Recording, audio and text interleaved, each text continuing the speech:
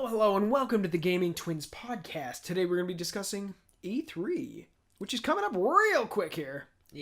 I am absolutely excited for it. Seriously, it's coming soon. I know.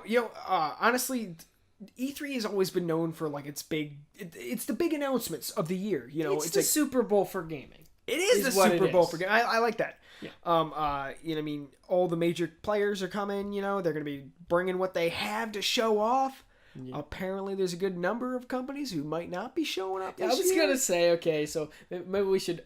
That's the first thing we should jump right into. EA. Not showing up. They're going to be doing their own up. EA Play across the street. Yeah, across the street. We're not showing up. We're officially not showing up to E3. We'll have our booth across the street. I heard multiple things about this. It sounds like they're doing it so that they have more control over, absolutely. Their play area. Yeah, the Electronic Entertainment Expo. Okay. Yeah. That place, they have their own set rules for E3. There are certain things you can and can't do. You remember the famous one where they banned the booth babes. Took them long enough. But it was awful. They closed it out from the public. They banned all the booth babes, and everyone said it was the most depressing E3 the next year after. It was basically a bunch of sweaty men just going from booth to booth. I was like, okay, what do you got here? It sounds like a standard convention, I suppose, Yes. With all the extra glamour that's put so much money into it. All the cosplay was gone. Yeah. All the people who were super enthusiastic to be there, and of course the booth babes, they were never enthusiastic, but they got paid a bunch of money, so I'm sure they were paid to be enthusiastic. Yeah, I think they've hit a pretty good... They hit the median where it's okay. I mean, I'm now consistently excited for E3. Yeah. I remember that year when they had all the booth babes. The year before they banned it, it was awful. It was just it was the most crowded looking thing you've ever seen. Oh yeah, you could barely get around to the different booths. Not to mention coverage. Well, heck, what were we sophomore year or something like that? Yeah, okay, yeah. And then you're watching it. Your parents walk by and they see these scantily clad women. And it's like, what are you watching? I was like, it's E3. It's Mom. E3. It's video games. Yeah, it's the big video game show. Personally, I'm happy about its change. It looks like it cleaned it up a whole lot. Oh yeah. It's more I think it's still now. closed. I mean, come on now. I think it's still closed to the public. But it's more open to other parts of the industry and that kind of thing. Yeah, I mean, heck, if you work at GameStop, I've heard that. Anyway, so let's get into discussing it. Okay, so why don't we'll go ahead and we'll go in the order of the E3 conferences. Okay, first of course, day one is the 13th.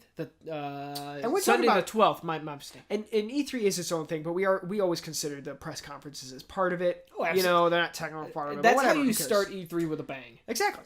So we have big games. June, Sunday the 12th.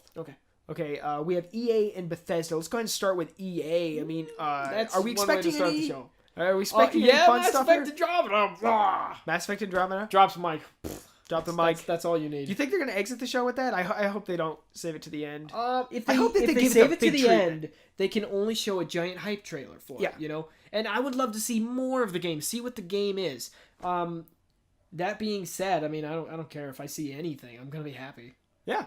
I mean, okay, so they have... I heard that there's a good possibility we're going to be seeing a Yarny 2. What was the name of that game? Is it called the Red Yarn one? Yeah. Oh, it's Unraveled. Unravel. Unravel 2. So Unravel 2, I hear, is very, very likely coming out. We do have Titanfall 2. Yeah. Well, we saw a few leaks just recently of, some... art imagery, they just need to release that art and just not make a deal out of it. Don't even make a reveal deal. Just say when we know the release date, just put it on the poster. It's here we go. It's like, yep, that was leaked. Yeah. I mean, should get rid of the blurry images. I'm excited. They're going to be, as far as we've heard, they're going to be putting in a single player campaign, which a lot of people really wanted in the first game. Oh god, when I first played that thing.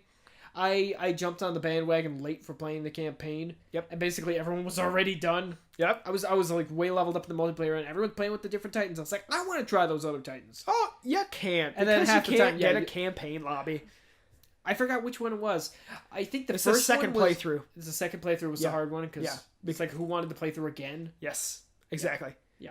I know what Okay. So there's this big ominous cloud that covers EA. Okay, and this is a good cloud of happiness. Oh, happiness. Okay. Oh, okay. They have the rights to Star Wars games. Yes. So, we got our Star Wars Battlefront, okay, which a lot of people were disappointed with. That being said, to the casual audience, it was an astounding success. It was. For EA, they made a ton of money. From my understanding, when the big sales numbers came in, they stopped. Quite literally, everyone had bought their Star Wars, and they had anyone who was going to buy it bought it, and that was the hardcore fans. All the hardcore fans bought it because they had Battlefront in the title. The casual fans bought it because it was Star Wars, and then they get to play it, and it's easily accessible. While people like you and I, more hardcore, Call of Duty players, and that kind of thing, we were expecting more depth to the game. So I was expecting some vehicles, maybe just some. Too many. Very hard to live up to the old expectations of Battlefront 2. Yeah. But that being said, there could be a Battlefront 2 potentially. What would that be named? Battlefront 2. We'll see. Maybe they're probably going to title it. I did hear that the reason they didn't have it like a campaign was because they wanted to get it sold off with the Force Awakens release. Jump on the bandwagon? Yeah, they wanted to get it out in time for that movie's release. When Star Wars was popular. Yes. When Star Wars was popular again. Which is why they said there was no campaign. So they said they're looking to, change that. But not in the first game. Yeah, not the first game. Like the next game? But the next game, I hear that it's very likely to be more based on the Force Awakens time period. Oh. Its own Battlefront in between. series. That's what they're saying. Yes.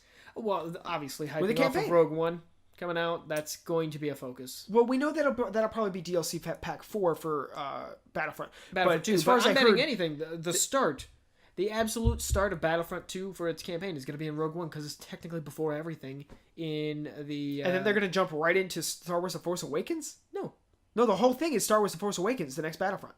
It is? From what I've heard, yeah. Because the series is established at that point. Before, it didn't even have anything going. I'm excited for that. So, that's new. We'll see. But they do have 2 other Star Wars games coming out. What? Okay, we have the one by Visceral Games. Okay, with the lead writing from Amy Hennig, who did Uncharted. Wrote Uncharted. Wrote another big thing that I'm unaware of. I don't remember what it was. But also Respawn Uncharted, was just... that's about all you need. Sorry, continue. Exactly, but Respawn was just announced to also have a Star Wars game in the works. Respawn. The ones making Titanfall? Titanfall. No kidding. They also have the rights to a Star Wars game. Since when? Just recently. I don't know what to think about that because they can make the coolest, if they make some, First Order Commando, I'd be so okay with that. I know. I would love a Republic Commando. It's almost like a Call of Duty engine. Spiritual successor. I would love something in that sort of an engine. Exactly.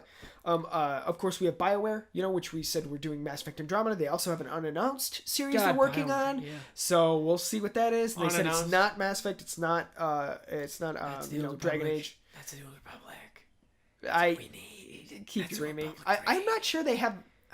I don't know if they have the full rights to that series, which is the problem, I think. Oh. But I assume they do. They have the MMO. I don't know. No, anyway... EA has tied down BioWare. Anyway, they got that. Star Wars Battlefront 2, do you think it's too early to announce it? To announce it? No. Yeah, to show a trailer. They don't even have half the DLC out for Battlefront 1. Do you think it's time to already show a trailer for Battlefront 2? Possibly? We don't know if this is going to happen. They might not even say a dagnam word about Battlefront 2. It might be to their advantage to wait. And I mean, they can totally take full advantage of a Star Wars movie release. Exactly. And by the time this one comes out, the DLC is going to be... No. The DLC is going to be coming out for Rogue One probably when the movie comes out. Okay. Well, see, I'm assuming that Battlefront 2... Okay, the new Battlefront 2 wouldn't even be released until late 2017, possibly. Yeah. So they really have they don't have to announce anything. But that being said, with third parties like this, they often do show off their games because they want people to be hyped for their brand and that kind of thing. Yeah. I think if anything, at most, they might hype the title saying, these big titles will be coming in 2017 and Battlefront's going to be in the big cloud of them, All right. One last question before we move on to Bethesda's. Okay. Do you think EA is going to have any surprises for us? Andromeda. Andromeda, you think that is that a surprise at this point? Probably not. But am I going to be surprised no matter what they show? Yes. True. So I think I'm kind of with you. I mean, I'm hoping any big surprises that they do. I'm hoping they show a new Star Wars game, just a brand new one we weren't expecting. If it's the one from Visceral, if it's the one from Respawn, they should hint at something. I've still been cracking jokes that Respawn's game might be a mobile app. They haven't really said anything to officially clarify it's like a full console game. It could be a mobile app, but I don't know. I hope that they show a new Star Wars game. If EA could easily just sit on this. Star Wars is going to last forever. They can quite literally work on this game, put it in 3 years worth of. They have 10 years on this series. They have the rights for like 10 years. They should camp on it. They shouldn't show squat. They shouldn't show squat. They should sit on Star Wars. They teased Battlefront real quick. Way to wait. Oh, really early, but no, they pumped the hype train real early on that one. And that was because they acquired the rights. That was after LucasArts capsized. Everyone was all excited and stuff, or all the fans were all let down, and they knew that one would catch on fire no matter what they made. That's true. I said, but when this first thing that when they announced it, I said the only thing that could go wrong is they don't release it. That's quite literally the only offense. No, not at all. Dagnabbit, that game. Oh, I don't even want to play it. It was disappointing. I mean, I was disappointed because it shouldn't have had the Battlefront title. It should not have had that title. It just doesn't have the depth, but we'll see. Hopefully they fix it with Maybe number 2. More. Adding a campaign. We'll see. Let's move on to Bethesda here. Okay. Because Bethesda needs some attention. They're also on Sunday, I love June Bethesda. 12th. I absolutely love Bethesda. All right. So first of all, what do you think we're going to see? What? Dishonored 2. Oh yes. Dishonored 2 is absolutely going to be their big centerpiece of the show. Yep. Or maybe they'll be teasing at something new. I mean, are you expecting anything Elder Scrolls? No. Their card game? Yeah. That'll be there. Oh, that card game is a thing, isn't it? Legends. So last year, is that out yet? I got the beta access. Okay, so essentially last year they did a mobile app, which was Fallout Shelter. Fun. Well, that was a neat idea. Yeah. This year I assume it'll probably be the Elder Scrolls card game. Yeah, but that's not a centerpiece for E3. That'd be a disaster. No, I know, but I mean, neither is Fallout Shelter. Oh, you know what? They have to be showing something more than Dishonored 2. They can't have their own press conference and only show Dishonored 2. I have a few theories. I'll go for it. Let's hear it. I do have a season pass for Fallout 4. I have not checked out any of their DLC. That was the thing. I figured they'd probably announce like DLC or something, or say, "Look, new crazy cool DLC coming soon. So I'm gonna go to the moon." It's like, I will pay for that.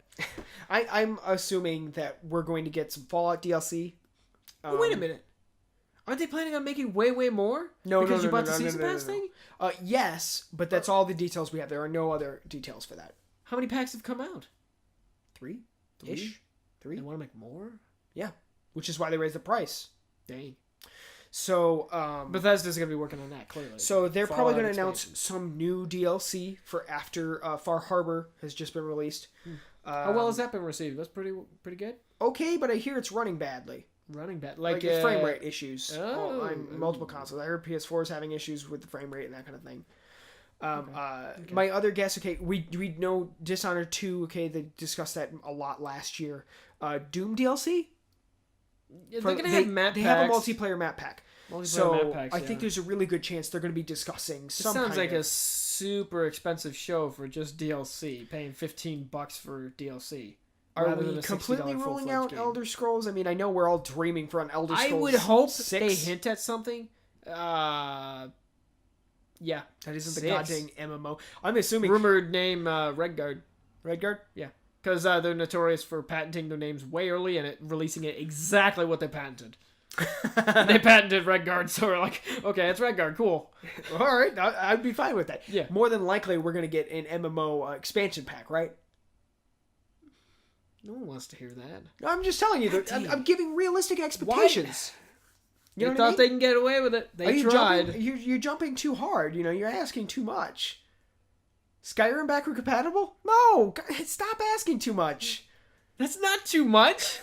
No, I would pay for that. I would. No, you're not getting it. I would pay for an HD version of that game. The best part is, okay, it's like even if the backward compatibility existed, I would pay for an HD. Every time I think about this, I mean, like, I'm not really sure. sure. You're like, you should probably play it on PC. I'm like, dang it, remake. So my theory is that one of those things, okay, either a remake or Elder Scrolls 6, okay, is in the works, okay? And if they were to do a backward compatibility, number one, what would be the point of the remake? If they have Elder Scrolls 6 coming out soonish, they don't want to detract from the attention that goes to that. Well, no, see, backward compatibility, okay, or a remake, an HD remake or something, can only pull up the hype. Okay, because these are games everyone owns, okay? And when you say HD remake of Skyrim or something like that, people are going to say, oh man, I can't wait for Elder Scrolls 6. Let me buy this HD remake of Skyrim because everyone knows it was fantastic. And if you haven't played it, go play it. That just builds up the hype. Kind of like Star Wars piggybacking off of the Force Awakens release with Battlefront. Despite the fact it had no relation to the Force Awakens, it was, well, besides it being Star Wars, obviously, but it worked. Yeah. It got it. Everyone was excited for Star Wars. Oh, the Star Wars game is coming out. Cool. You know, it's going to get people's attention. And that's what it's for. And that's to hold people off, okay? So if they know, they're going to, like, I got a whole dang year waiting for Elder Scrolls 6, okay? And they already know it. They're like, well, let's give them something. They have to give us something. Maybe Elder Scrolls related to get them hyped for the next game, the next year. The goddamn card game. That'll be our little thing. I honestly, poking fun. I'm curious what it is that they don't, why they're not looking towards backward compatibility with Skyrim. I think it would be fantastic. I guess it's not required.